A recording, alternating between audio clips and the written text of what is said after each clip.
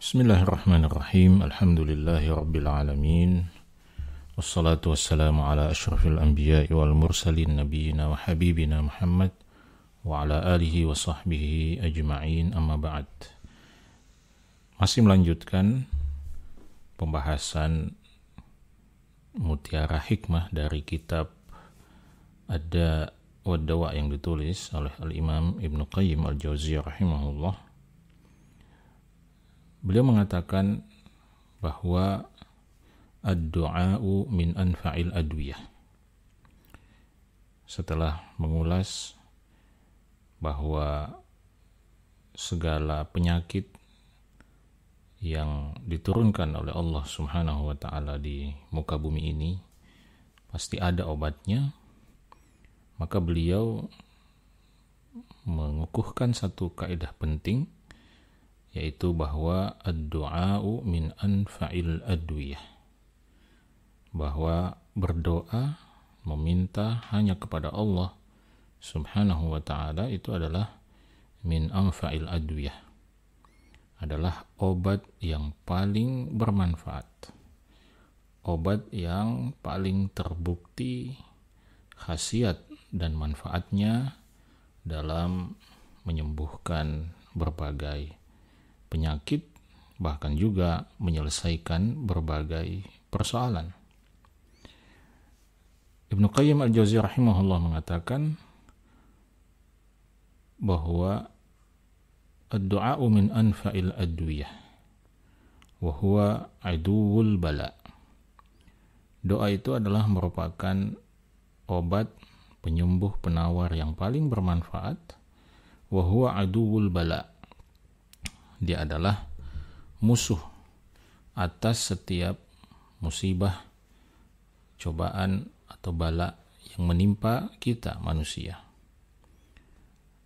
Ketika kita mendapatkan musibah, maka doa yang kita panjatkan kepada Allah Subhanahu wa ta'ala itu pertama akan melakukan penolakan atau melakukan pertahanan diri, memberikan pertahanan kepada kita, yudafi'uhu. Ini yang pertama, kata Ibnu Qayyim. Dengan doa, maka kita telah menyiapkan sebuah difa', sebuah pertahanan diri terhadap musibah itu. Atau wa yu'alijuhu, kata Ibnu Qayyim Al-Jauziyah. Doa itu akan bantu kita untuk menghadapi musibah atau bala tersebut. Wa yamna'u nuzulahu, dan doa itu akan mencegah terjadinya musibah tersebut pada kita. Itulah sebabnya para ulama kita rahimahumullah mengajarkan kepada kita untuk selalu meminta, ya bahkan Rasulullah Shallallahu Alaihi Wasallam mengajarkan kepada kita untuk meminta kepada Allah Subhanahu Wa Taala agar ketika kita mendapatkan ujian, musibah atau cobaan, maka hendaknya ujian dan cobaan itu tidak menimpa agama kita, akidah kita, keimanan kita kepada Allah Subhanahu wa ta'ala. Dan kita memohon kepada Allah Subhanahu wa ta'ala agar ketika pun ujian atau musibah itu terjadi, maka ujian dan musibah itu justru bisa mendekatkan kita kepada Allah Subhanahu wa ta'ala. Jadi doa itu akan yudafi'uhu wa yu'alijuhu wa yamna'u nuzulahu. Doa itu akan menjadi tameng bagi kita menghadapi musibah itu. Wa yu'alijuhu, doa itu akan yu'aliju ini bisa berarti doa itu menyelesaikan musibah yang kita hadapi atau menjadi solusi ya bagi musibah yang kita hadapi. Bisa juga bermakna bahwa doa itu ibarat seorang prajurit dia bertarung menghadapi ujian yang menimpa kita, atau yamna'u nuzulahu, atau doa itu menghalangi atau mencegah terjadinya musibah tersebut.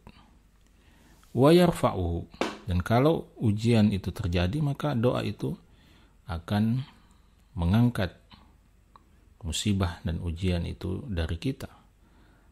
Atau kalau doa itu tidak mengangkat musibah itu secara keseluruhan, maka setidak-tidaknya, kata Ibnu Qayyim, au yukhaffifuhu idza nazal, doa itu akan meringankan musibah yang menimpa kita ketika musibah itu terjadi.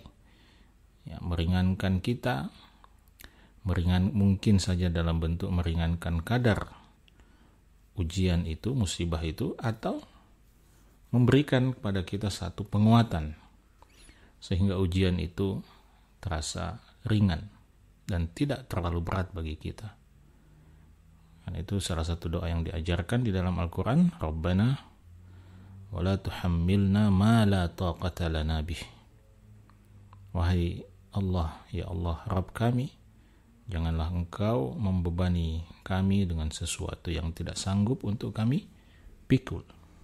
Itu adalah doa, memohon kepada Allah agar kita diberikan ujian, atau ketika kita mendapatkan ujian, maka ujian-ujian itu masih berada dalam batas-batas kemampuan kita untuk memikulnya.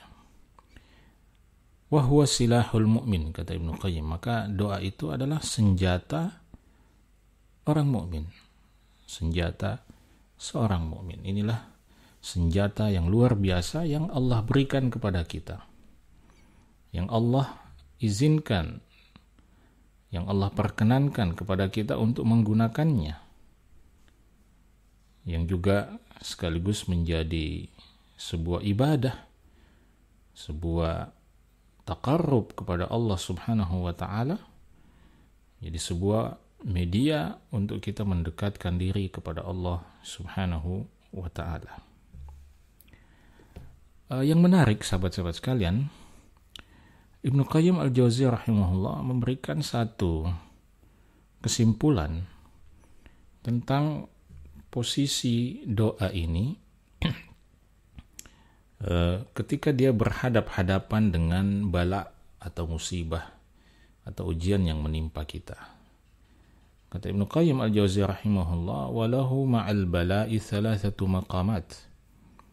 Doa ini pada saat berhadapan dengan bala, pada saat berhadapan dengan ujian, maka posisinya tidak lepas dari 3 posisi atau kedudukan ini. Ahaduha, yang pertama, ayyakuna aqwa minal bala'i fayadfa'uhu, yaitu ketika doa itu lebih kuat daripada bala atau musibah yang menimpa kita, sehingga doa itu dengan izin Allah Subhanahu wa taala berhasil menolak, ya, atau mengalahkan bala atau musibah itu. Yang kedua, kata Ibnu Qayyim al-Jauziyah rahimahullah, ayyakuna ad'afa minal bala.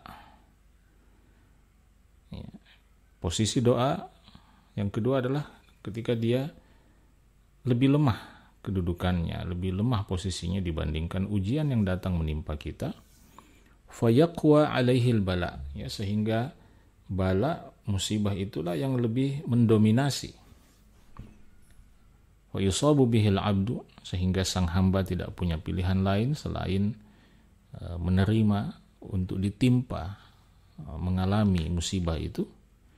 Walakinnahu qad yukhaffifuhu, tetapi doa itu membantu sang hamba ini untuk meringankan beban, efek, ya, dampak dari musibah tersebut. Wa in kana dhaifan, meskipun doa ini dalam posisi yang lemah. Ats-tsalitsu, kedudukan yang ketiga, kata Ibnu Qayyim, adalah ayyataqawama. Ya, ketika posisi antara doa dengan ujian musibah itu yataqawama itu artinya saling melakukan perlawanan. Ya, wa yamna'a kullu wahidin minhuma sahibahu, dan masing-masing baik doa maupun musibah itu saling menahan ya, saling menahan supaya kita tidak mengalaminya. Ya. Doa melawan agar supaya kita tidak mendapatkan musibah itu, sementara musibah juga melawan ya, agar supaya kita juga merasakan musibah itu. Ya, yang kedua-duanya tentu apapun yang terjadi tidak lepas dari ketentuan dan ketetapan Allah Subhanahu wa ta'ala. Nah, masih terkait dengan doa ini, kata Ibnu Qayyim al-Jauziyah rahimahullah, wa min anfa'il adwiyah, dan salah satu obat yang sangat bermanfaat adalah al-ilhahu fid du'a. Al-ilhahu fid du'a. Ya, tidak mengenal bosan. Terus menerus memanjatkan doa kepada Allah Subhanahu wa ta'ala. Tidak kenal bosan, tidak kenal putus asa.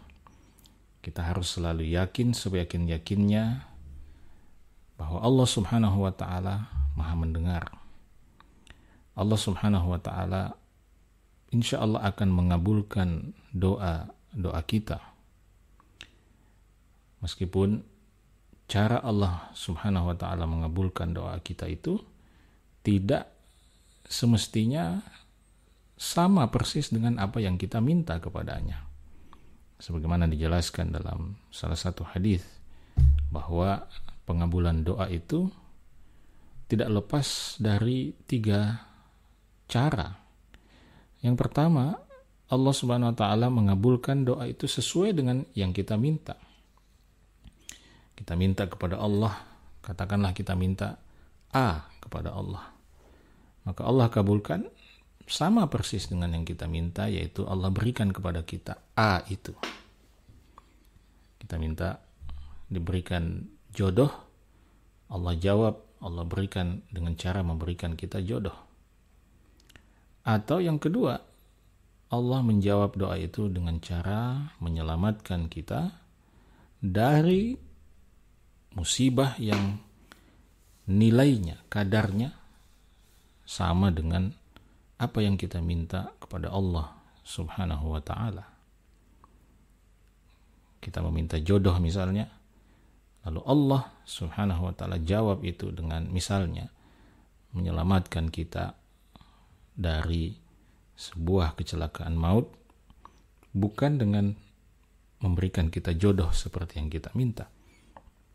Atau yang ketiga, dan ini yang lebih luar biasa sesungguhnya, Allah Subhanahu wa ta'ala akan mengabulkan doa itu di akhirat. Tidak di dunia, tetapi di akhirat. Dan yakinlah ketika Allah Subhanahu wa ta'ala mengabulkan doa itu di akhirat, maka tentu pengabulannya adalah pengabulan yang tidak bisa dilukiskan dengan kata-kata. Karena itu tidak pernah merugi seorang hamba yang tidak putus-putusnya berdoa kepada Allah Subhanahu wa ta'ala. Karena itu Ibnu Qayyim rahimahullah mengatakan bahwa salah satu obat penawar yang paling bermanfaat adalah al-ilhahu fid du'a. Ya, selalu meminta, selalu berdoa, tidak pernah putus berdoa, memohon kepada Allah Subhanahu wa ta'ala. Dan itu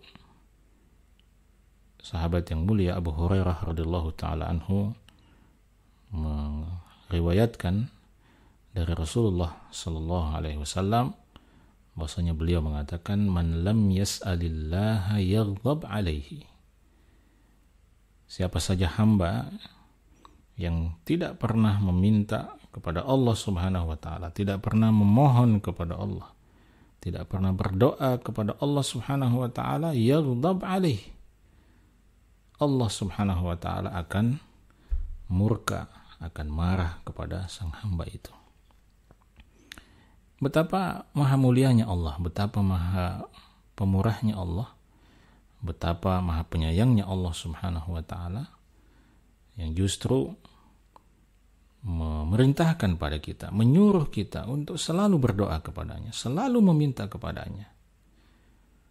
Dan kekayaan Allah Subhanahu wa ta'ala tidak akan pernah habis. Meskipun seluruh manusia sejak Adam sampai manusia terakhir meminta sebanyak-banyaknya kepada Allah Subhanahu wa ta'ala, justru kata Nabi sallallahu alaihi wasallam tadi, ketika kita enggan meminta kepada Allah, Allah akan murka kepada kita. Kenapa? Karena hamba yang tidak meminta kepada Allah Subhanahu wa ta'ala pastilah hamba yang merasa tidak butuh kepada Allah Subhanahu wa ta'ala. Hamba yang tidak meminta kepada Allah Subhanahu wa ta'ala pastilah hamba yang merasa bisa menyelesaikan masalahnya sendiri, atau dia punya makhluk lain yang akan dia tempati untuk meminta solusi, meminta jalan keluar, dan dia tidak meminta kepada Allah Subhanahu wa ta'ala. Dia lebih percaya kepada makhluk, dia lebih percaya kepada manusia, dia lebih percaya kepada orang pintar, lebih percaya kepada profesor, kepada dokter, kepada konglomerat ya, untuk menyelesaikan masalah-masalahnya. Dan dia lupa bahwa yang memberikan manusia-manusia pintar, manusia-manusia kaya itu kelebihan adalah Allah Subhanahu wa ta'ala. Semuanya berasal dari Allah Subhanahu wa ta'ala. Karena itu doa kepada Allah Subhanahu wa ta'ala adalah simbol tauhid. Doa kepada Allah Subhanahu wa ta'ala adalah bukti nyata dari ketauhidan kita kepada Allah Subhanahu wa ta'ala. Karena itu doa hanya ditujukan kepada Allah, tidak kepada yang lain. Maka sahabat-sahabat sekalian yang dimuliakan oleh Allah Subhanahu wa ta'ala, selesaikan masalah-masalah Anda dengan berdoa kepada Allah Subhanahu wa ta'ala. Selesaikan kesulitan-kesulitan hidup Anda dengan berdoa kepada Allah Subhanahu wa ta'ala. Setiap masalah, setiap kesulitan yang kita hadapi, sekecil apapun itu, maka yang paling pertama harus kita ingat adalah segera berdoa kepada Allah Subhanahu wa ta'ala. Setelah itu, bolehlah kita berikhtiar meminta tolong, meminta bantuan kepada makhluk untuk hal-hal yang mereka mampu melakukannya. Ketika anak kita sakit, maka yang pertama harus kita lakukan adalah berdoa, meminta kesembuhan kepada Allah. Lalu kemudian setelah itu, bolehlah kita datang ke dokter untuk meminta saran, meminta nasihat. Ketika kendaraan kita mogok, macet di tengah jalan, maka yang pertama harus kita lakukan adalah minta kepada Allah, berdoa kepada Allah, agar Allah Subhanahu wa ta'ala pulihkan kembali kendaraan kita itu. Lalu kemudian setelah itu, bolehlah kita menghubungi bengkel atau mekanik terdekat untuk memberikan bantuan kepada kita memperbaiki kendaraan tersebut. Tetapi nomor satu selalu Allah Subhanahu wa ta'ala yang kita mintai, yang kita mohonkan memberikan jalan keluar dan solusi terhadap masalah-masalah kita sekecil apapun itu. Demikian sahabat-sahabat sekalian, semoga bermanfaat. Sampai bertemu kembali dalam kesempatan yang akan datang. Semoga bermanfaat. Assalamualaikum warahmatullahi wabarakatuh.